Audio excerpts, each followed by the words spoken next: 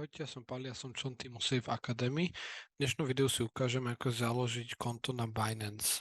Prvým krokom je, že pôjdete na stránku binance.com. Na stránke Binance kliknete na tlačidlo Zaregistruj sa e-mailom lomeno telefónom. Na tejto stránke zadáte svoj e-mail, zaškrtnete políčko, že súhlasíte s vytvorením účtu a s podmienkami poskytovania služby a kliknete na tlačidlo Ďalej. Na zadaný e-mail vám príde overovací kód, ktorý tu zadáte. V zadaní kódu kliknete na Odoslať. Na tejto stránke si nadstavíte heslo. Na tejto stránke vidíte, že váš účet bol úspešne vytvorený.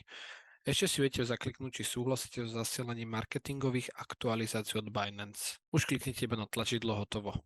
Teraz už budete musieť iba overiť svoju totožnosť. Prvým krokom je, že vyberete krajinu svojho pobytu. Po vybratí krajiny kliknete na tlačidlo Pokračovať. Tu vám vyskočí možnosť stiahnuť si aplikáciu naskenovaním QR kódu a uskutočniť overenie účtu v tej aplikácii, ale my klikneme na Pokračujte tu. Tu si vyberiete národnosť, zadáte svoje meno a priezvisko a dátum narodenia. Po zadaní týchto údajov kliknite na tlačidlo Pokračovať.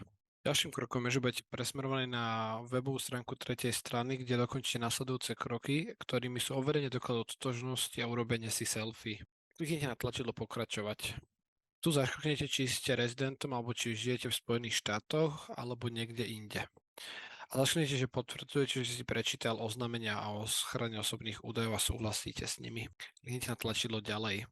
Tu vyberete krajinu, v ktorej váš dokument bol vydaný a vyberete typ svojho dokladu totožnosti. To je návod, ako by mala vyzerať fotka vášho občianskeho preukazu, ktorú budete nahrávať. Tu bude chcieť Binance prístup k vašej kamere, aby mohol vytvoriť fotku občianskeho preukazu a vašu selfie fotku. Po náskone občianskeho preukazu bude potrebné urobiť si selfie. Na tejto stránke si už iba vyberiete, na čo budete Binance používať. A zadáte, aký je zdroj vášho príjmu.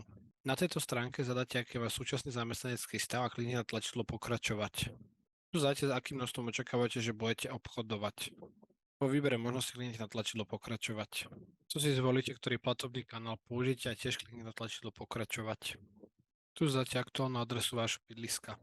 Tu zadáte presnú adresu, ktorú máte na občianskom preukaze, kliknite na tlačidlo Potvrdiť.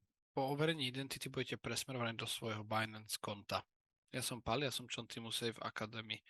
A toto je spôsob, ako si vytvoríte Binance konto. Do skorého videnia pri ďalšom vzdelávacom videu. Dovidenia.